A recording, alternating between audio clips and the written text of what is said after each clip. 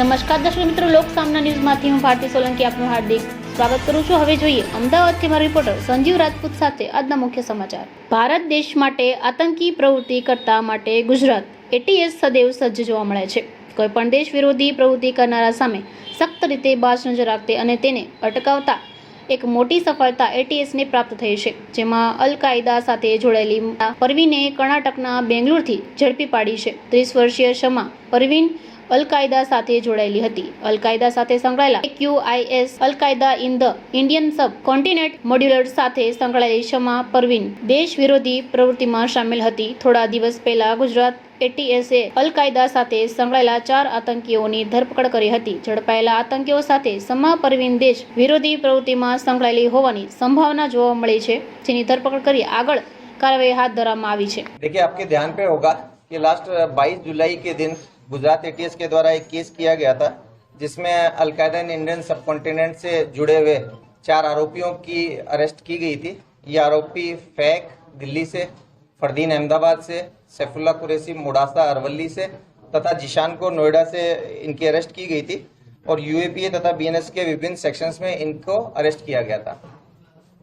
इन सभी आरोपियों का 14 दिन का हमें रिमांड मिला था। इस रिमांड के दरमियान जो दिल्ली निवासी फैक है, इसका जो डिटेल्ड इंट्रोगेशन किया गया तो इसके द्वारा बताया गया कि ये एक स्ट्रेंजर नेशन 2 करके एक इंस्टा आईडी है, जिसके साथ एक्टिव कांटेक्ट में है। बहुत सारा अलकायदा से रिलेटेड कंटेंट जो है वो ये इसी आईडीज के थ्रू लेता है और साथ साथ ये लोग कई सारे जिहादी कंटेंट की आपले में एक दूसरे को लेन देने में ये लोग इन्वॉल्व हैं और जिहादी मुद्दों पे ये लोग डिस्कस भी करते हैं।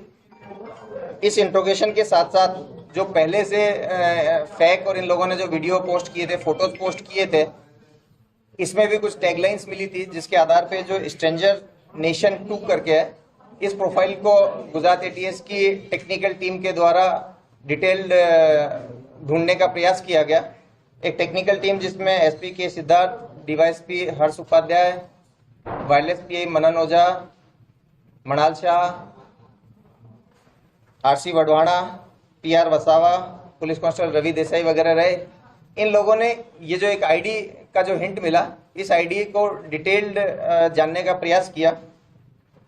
इंस्टा पे स्ट्रेंजर्स नेशन 2 के साथ साथ फेसबुक पे भी सेम बंदे की strangers of nation and stranger of the nation 2, ये टोटल 3 प्रोफाइल्स आइडेंटिफाई की गई। इसके साथ साथ इस टेक्निकल टीम द्वारा ये प्रोफाइल कौन चला रहा है, इसके बारे में इन्वेस्टिगेशन किया गया और इनको जानने को मिला कि एक शमा परवीन नाम से एक महिला है, जो कि आरटी नगर बेंगलोर में रहती है।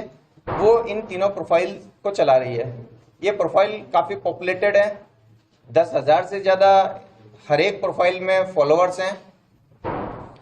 इस आइडेंटिफिकेशन के बाद में एक दूसरी टीम बनाई गई, जिसमें DYSP Virjit Parmar, PI AS Chavda, wireless PI Manal Shah, PSI MN Patel, BJ Patel तथा एएसआई हिनाबेन मकवाना, इनकी टीम को बेंगलोर भेजा गया।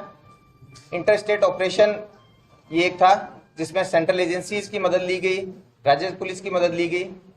इसके द्वारा जो शमा परवीन है, इसको उसके निवास स्थान से पकड़ा गया। इसकी प्रारंभिक पूछपरछ की गई और जो शंकास्पद फ़ोन वगैरह थे वो कब्जे किए गए। शुरुआती पूछपरछ में इसने एक्सेप्ट किया कि वो अलकायदा से रिलेटेड कंटेंट डालती थी और जो हमें टेक्निकल डिटेल्स जानने को मिली थी, उन सब चीज़ों को इसने एक्सेप्ट किया। इसके जो तीनों पेजेस, अलग अलग पेजेस हैं, उनके बारे में अगर डिटेल से चर्चा करें तो इसने अलकायदा के लीडर मौलाना आसिम उमर के काफ़ी सारे वीडियोस अपने पोस्ट्स में डाले हैं, जो कि हथियारबंद विप्लव, गजवाए हिंद की स्थापना तथा धार्मिक आधार पर हिंसा व आतंकवादी हमलों के लिए लोगों को उकसाता है।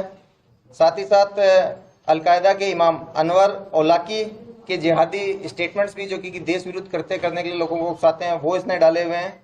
लाहौर की लाल मस्जिद के मौलाना अब्दुल अजीज के बयान भी, जो कि देश में धार्मिक आधार और जातिगत आधार पर वैमनस्य फैला करके हिंसा फैलाना चाहते हैं, उस तरह के वीडियोज भी इसने डाले हैं। इस महिला की वहाँ से अरेस्ट करने के बाद में ट्रांजिट रिमांड पे इसको लिया गया।